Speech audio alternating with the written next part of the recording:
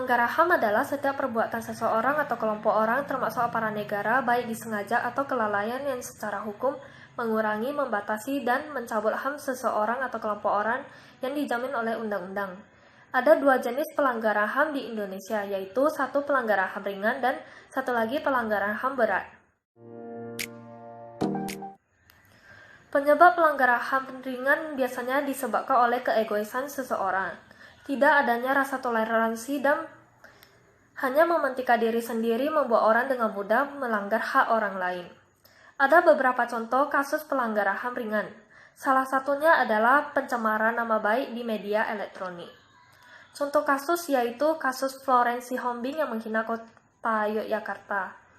Florence Sihombing menuliskan kata-kata yang menghina Yogyakarta dan dalam akun sosial medianya seperti Jogja membosankan dan sebagainya. Florence akhirnya ditindak oleh pihak yang berwenang dan divonis 2 bulan penjara.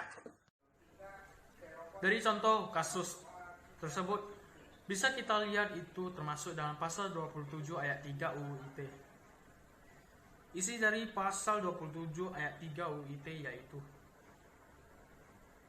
melarang setiap orang dengan sengaja dan tanpa hak mendistribusikan atau mentransmisikan dan membuat dapat diaksesnya informasi elektronik atau membuat dokumen elektronik yang memiliki muatan penghinaan atau pencemaran nama baik.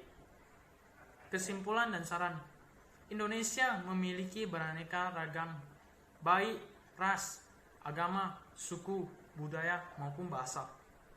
Sebagai warga negara Republik Indonesia, kita harus saling menghargai budaya yang ada di negara tersebut. Dan sebaliknya, kita harus menggunakan media elektronik dengan baik dan benar. Karena negara Indonesia adalah negara hukum. Bila kita melakukan kesalahan, maka kita akan mendapat sanksi sesuai dengan pasal-pasal yang kita lakukan. Tentang penyebab kasus pelanggaran berat biasanya adalah konflik etnis dan agama sebuah kelompok biasanya merasa bahwa diri mereka adalah yang paling benar dan paling baik, sehingga mereka tega membantai dan menindas kelompok lain. Selain itu, penyalahgunaan kekuasaan juga mengakibatkan jenis pelanggaran ini. Ada beberapa contoh kasus pelanggaran HAM berat, salah satunya adalah pembunuhan.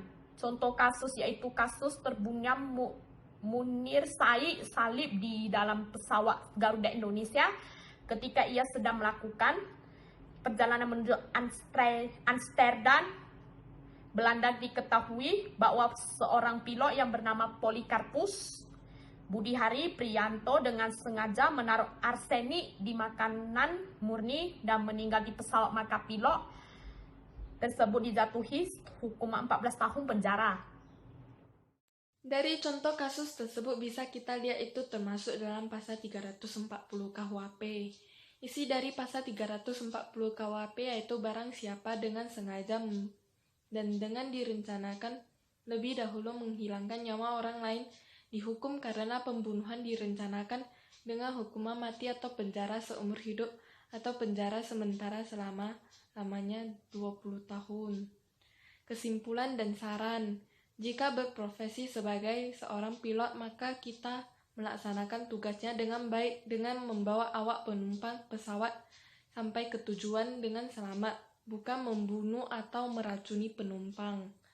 Karena jika kita membunuh atau melakukan kesalahan, maka kita akan mendapatkan hukuman yang berat.